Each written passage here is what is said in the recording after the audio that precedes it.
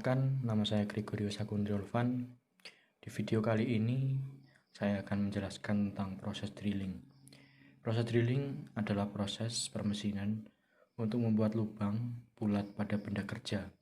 Drilling biasanya dilakukan memakai pahat silindris. Ia memiliki dua ujung potong yang disebut drill. Pahat putar pada porosnya dan diumpankan pada benda kerja yang diam sehingga menghasilkan lubang berdiameter sama dengan diameter pahat. Mesin yang digunakan disebut drill press, tapi mesin lain dapat juga digunakan untuk proses ini. Lubang yang dihasilkan dapat berupa lubang tembus dan tak tembus. Untuk penjelasan selanjutnya akan dibahas oleh Yuda Setiawan. Yang pertama ada yang C, berbagai proses yang berhubungan dengan drilling. Terdapat beberapa jenis proses yang terkait dengan drilling.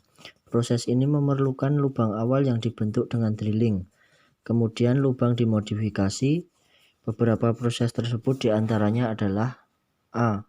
Reaming, yaitu digunakan untuk sedikit menambah lebar lubang, menghasilkan toleransi yang lebih baik pada diameternya. Pahatnya disebut reamer, biasanya terbentuk garis lurus.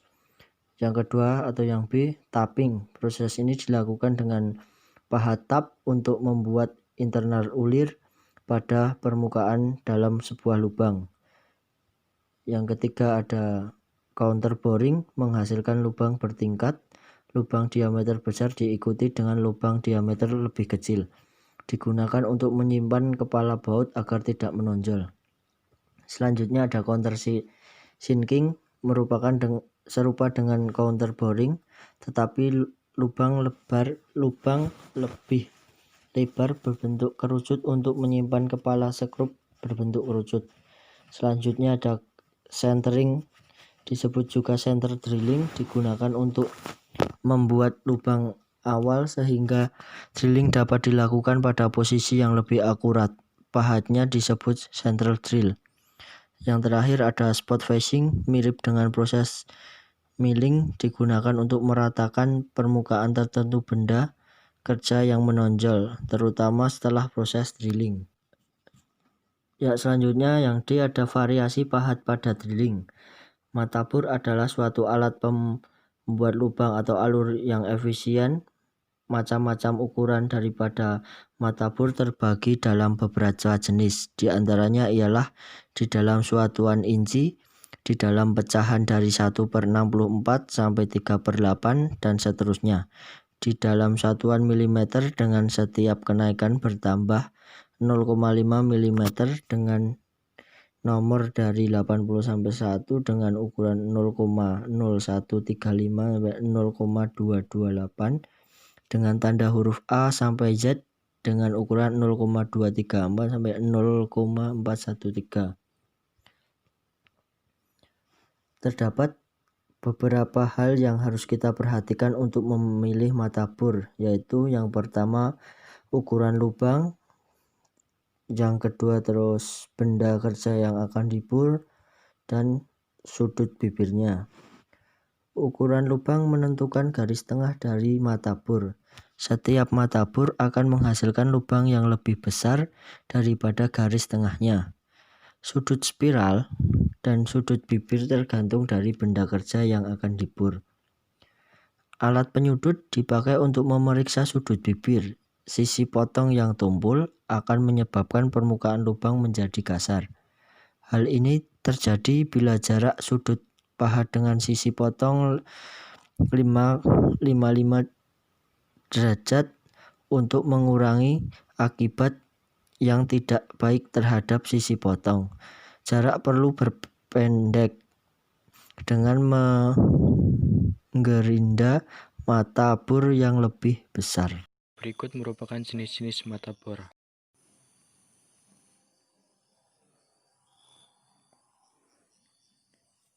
Yang pertama yaitu merupakan matabor pilin dengan spiral kecil. Matabor pilin dengan spiral kecil sudut penyayat 130 digunakan untuk mengebor aluminium, tembaga, timah, seng, dan timbel.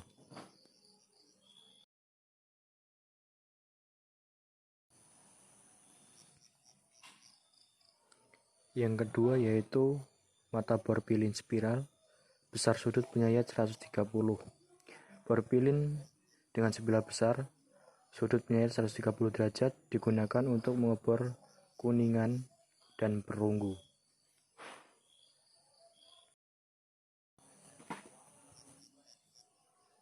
Yang ketiga yaitu mata bor pilin spiral besar sudut penyayat 80 derajat. Mata bor pilin dengan spiral besar sudut penyayat 80 derajat digunakan untuk mengebor batu pualam atau marmer, batu tulis, fiber, ebonit, dan sebagainya.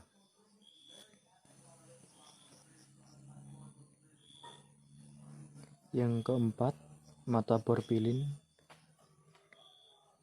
spiral besar sudut penyayat 30 derajat. Mata bor pilin dengan spiral besar sudut penyayat 30 derajat digunakan untuk mengebor jenis bahan karet yang keras atau karet-karet bantalan.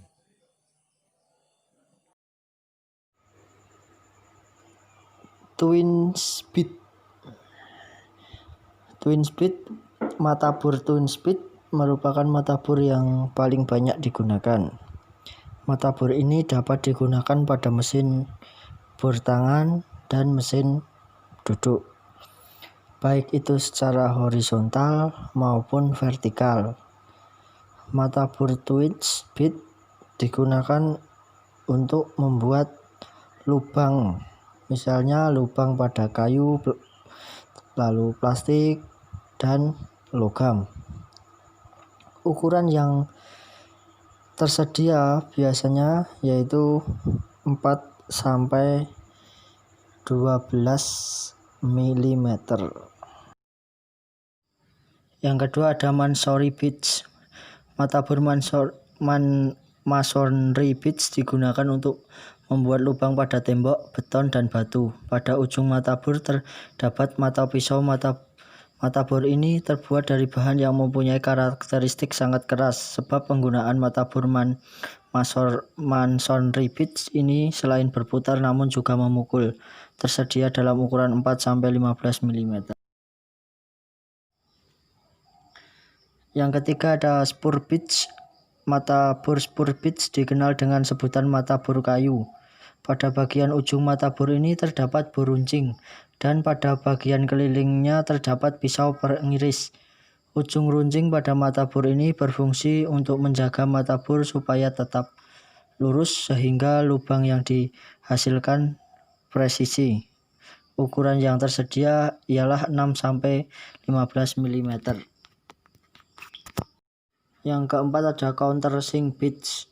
Mata bor countersink pitch digunakan untuk membuat lubang pada kayu untuk kepala skrup supaya permukaan sama rata. Pada bagian ujung mata bor ini bersudut 90 derajat yang berfungsi untuk membuat lubang 45 derajat terhadap permukaan kayu. Yang kelima ada Forster bit. Mata bor Forster bit digunakan untuk membuat lubang engsel sendok. Mata bor ini sebaiknya dioperasikan dengan mesin bor duduk supaya lebih stabil. Jika dioperasikan dengan mesin bor tangan, maka akan sangat sulit mengendalikan kestabilan posisi mata bor dan lubang yang dihasilkan pun kurang berkualitas. Yang keenam ada hole saw bit. Mata bor hole saw bit disebut pula sebagai gergaji lubang, sebab untuk mata bor ini seperti gergaji dengan diameter yang dapat disesuaikan dengan kebutuhan. Diameternya sekitar 25-60 mm. Yang ketujuh ada mata bor metal standar. Mata bor ini digunakan untuk mengebor plat besi, kuningan, aluminium, dan akrilik. Terdapat dua jenis yang tersedia di pasaran yaitu High-Speed Steel atau HSS dan HSS atau Cobalt atau HSS lebih keras dari HSS sehingga dalam penggunaannya lebih awet. Dari segi harga tentu lebih mahal dari HSS. Yang kedelapan ada auger bit. Mata bor ini digunakan untuk mengebor aneka jenis kayu ataupun material lunak lainnya. Diameternya lebih besar dari mata bor kayu standar. Mata bor ini berbentuk ulir tunggal atau single flute dan digunakan untuk mesin bor dengan putaran rendah. Yang ke-9 ada flat bit. Mata bor ini sama seperti mata bor auger bit, digunakan untuk pengeboran aneka jenis kayu dan material lunak lainnya. Hanya saja mata bor ini berbentuk pipih atau rata atau flat. Mata bor flat bit biasa dioperasikan dengan bor tangan manual dengan putaran mesin sangat rendah. Tidak disarankan menggunakan bor tangan listrik. Yang ke-10 ada hing boring bit. Digunakan untuk membuat lubang pada kayu atau material lunak lainnya. Digunakan untuk membuat lubang dengan diameter cukup besar yang mana sudah tidak ada lagi kurang diameter pada mata bor standar. Yang ke-11 ada kisel bit. Mata bor kisel bit digunakan untuk membuat lubang berbentuk kotak pada material kayu dan dioperasikan pada mesin hollow crystal mortiser.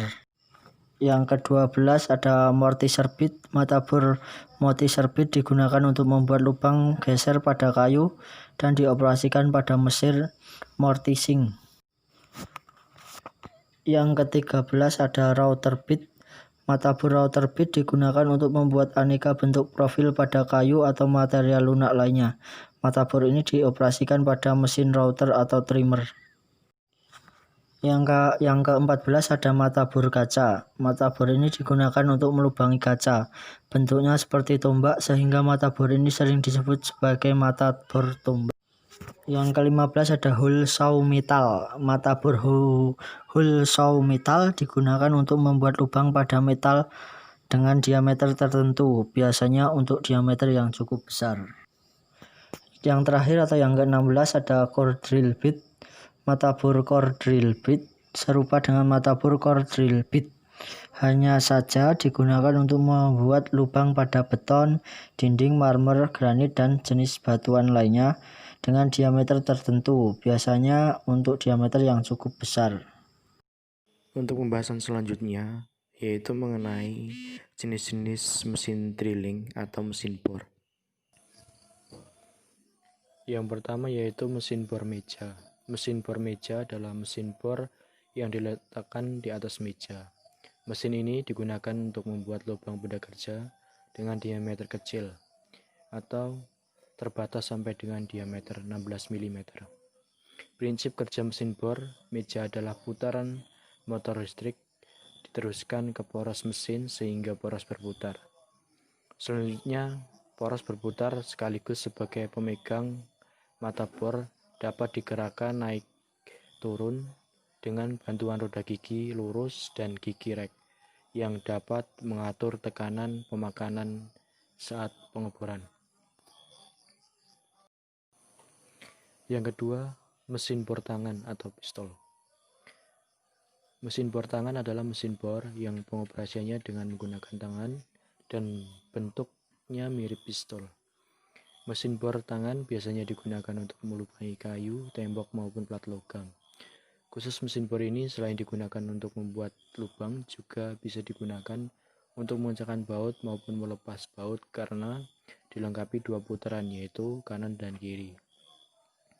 Mesin bor ini tersedia dalam berbagai ukuran, bentuk, kapasitas, dan juga fungsinya masing-masing. Yang ketiga, mesin bor radial. Mesin bor radial khusus dirancang untuk pengeboran benda-benda kerja yang besar dan berat. Mesin ini langsung dipasang pada lantai, sedangkan meja mesin telah terpasang secara permanen pada landasan atau alas mesin. Pada mesin ini, benda kerja tidak bergerak untuk mencapai proses pengeboran terhadap benda kerja. Poros utama yang digeser ke kanan dan ke kiri, serta dapat digerakkan naik turun melalui perputaran batang berulir. Yang keempat, mesin bor tegak digunakan untuk mengerjakan benda kerja dengan ukuran yang lebih besar, di mana proses pemakanan dari mata bor dapat dikendalikan secara otomatis naik turun. Pada proses pengeboran, poros utamanya digerakkan naik turun sesuai kebutuhan. Meja dapat diputar 360 derajat. Mejanya diikat bersama sumbu berulir pada batang mesin, sehingga mejanya dapat digerakkan naik turun dengan menggerakkan engkol. Yang kelima, mesin bor koordinat. Mesin bor koordinat pada dasarnya sama prinsipnya dengan mesin bor yang lainnya. Perbedaannya terdapat pada sistem pengaturan posisi pengeboran. Mesin bor koordinat digunakan untuk membuat atau membesarkan lubang dengan jarak titik pusat dan diameter lubang antara masing-masingnya memiliki ukuran dan ketelitian yang tinggi. Untuk mendapatkan ukuran ketelitian yang tinggi tersebut digunakan meja kombinasi yang dapat diatur dalam arah memanjang dan arah melintang dengan bantuan sistem optik. Ketelitian dan ketepatan ukuran dengan sistem optik dapat diatur sampai mencapai toleransi 0,001 mm.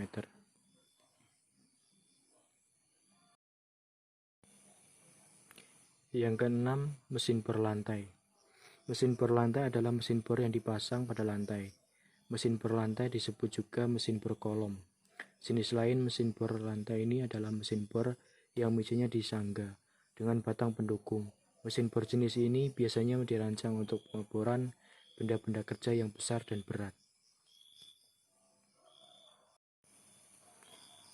Yang ketujuh, mesin bor berporos.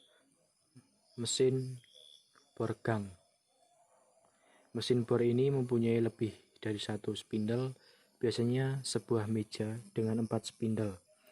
Mesin ini digunakan untuk melakukan beberapa operasi sekaligus, sehingga lebih cepat untuk produksi massal. Terdapat 20 atau lebih spindle dengan sebuah kepala penggerak. Assalamualaikum warahmatullahi wabarakatuh. Perkenalkan, nama saya Rahmat Fadilah, NIM 2018-012028. Pada komponen 1, yaitu upper press. Mungkin dari sebagian teman-teman tidak asing lagi apa itu drilling. Drilling biasanya juga sering disebut yaitu proses pengeboran. Pada komponen 1 ini, proses drilling dilakukan dengan 2 mesin, yaitu mesin bubut dan mesin milling atau ProPress. Yang pertama yang harus dikerjakan pada mesin bubut. Pada gambar tersebut terdapat 5 titik. Selanjutnya, benda kerja dikam pada mesin bubut dan diberikan titik tengah. Setelah itu, dilakukanlah pengeboran dilubangi oleh ulu dalam mesin bubut dengan ukuran M8 dan kedalaman 20 mili.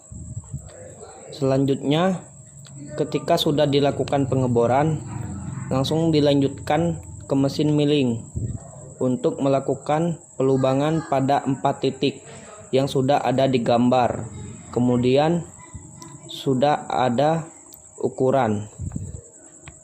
Selanjutnya, perlubangan tersebut dilubangi dengan ukuran yang paling kecil. Di sini ukuran yang paling kecil yaitu diameter 5 dengan kedalaman 10 mili. Kita lubangi. Selanjutnya kita lakukan pengeboran yang paling besar di sini, yaitu kita dapat lihat di gambar diameter 9 itu dengan kedalaman 5 mili. Setelah selesai melakukan proses pelubangan dan pengeboran, selanjutnya yaitu matikan mesin dan bersihkan area mesin tersebut. Perkenalkan, nama saya Rido Samsudin Belingki, NIM 2018-01-2008, akan menjelaskan tentang pengaplikasian drill atau bor pada komponen part 2, yaitu housing press. Langsung saja, yang pertama, membuat hole di tengah benda kerja dengan menggunakan metode bor secara bertahap, menggunakan ukuran drill M8, M12, M16, M18. Selanjutnya, bor secara pelan-pelan dan bertahap dari ukuran terkecil ke ukuran terbesar sesuai dengan ukuran pada gambar kerja. Setelah itu, drilling dengan menggunakan ukuran kedalaman 12 mm, berdiameter 3,5 mm pada 4 titik. Jarak keempat titik tersebut yaitu 17,5 mm dari titik pusat atau disebut juga titik tengah. Sekian, dan akan dilanjutkan oleh teman saya, Kade.